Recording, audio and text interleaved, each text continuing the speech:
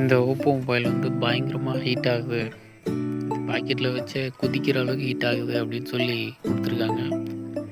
இது என்ன ப்ராப்ளம்ன்ட்டு நம்ம செக் பண்ணும்போது இந்த பவர் ஐசியில் தான் ஹீட் ரொம்ப ஓவராக ப்ரொடியூஸ் ஆகுது. உண்மையிலேயே இந்த ஐசி தான் நமக்கு ஷார்ட் ஆகிருக்கா இல்லை வேறு ஏதாச்சும் ஐசி ஷார்ட் ஆகிருக்கான்ட்டு பார்க்கறதுக்கு ரோசின் அப்ளை பண்ணுறோம். ரோசின் அப்ளை பண்ணி நம்ம சப்ளை கொடுத்து பார்க்கலாம். இப்போ வந்து நம்ம மொபைலை வந்து ஆன் பண்ணுறோம். இப்படி ஆன் பண்ணும்போது உண்மையிலேயே எந்த ஸ்பேர் ஐசி ஷார்ட் ஆகிருக்குன்ட்டு நமக்கு தெரிஞ்சிடும். மொபைல் வந்து பூட் ஆகி உள்ளே போகும்போது தான் நமக்கு ஐசியில் ஹீட் ப்ரொடியூஸ் ஆகுது. இந்த பவர் ஐசியில் கார்னரில் தான் நமக்கு வந்து ஹீட் ப்ரொடியூஸ் ஆகுது. ஸோ இதில் வேறு எதுவும் ஐசி ஷார்ட் இருக்க மாதிரி தெரியல. ஸோ அதனால் நம்ம வந்து இந்த புது பவர் ஐசியை சேஞ்ச் பண்ணி பார்த்துட்டு அதுக்கப்புறம் மறுபடியும் ஹீட் ஆகுதான்ட்டு செக் பண்ணி பார்க்கலாம். இப்போ நம்ம இந்த புது ஐசி ஃபிக்ஸ் பண்ணியும் நமக்கு ஷார்ட் இருக்கான்ட்டு செக் பண்ணுவோம்.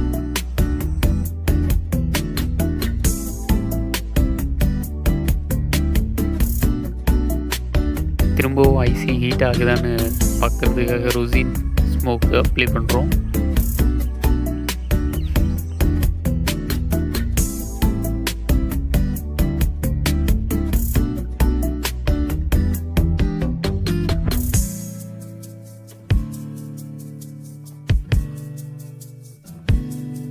போர்டை இப்போ வந்து மொபைலில் ஃபிக்ஸ் பண்ணிவிட்டு பவர் கொடுத்து பார்க்கலாம். இப்போ மறுபடியும் அந்த ஐசி ஹீட் ஆகுதான்ட்டு பார்க்கலாம். அப்படி ஹீட் ஆச்சுன்னா நமக்கு சிபியூ சைடில் தான் ப்ராப்ளம் வரும். மொபைல் பூட் ஆகுது.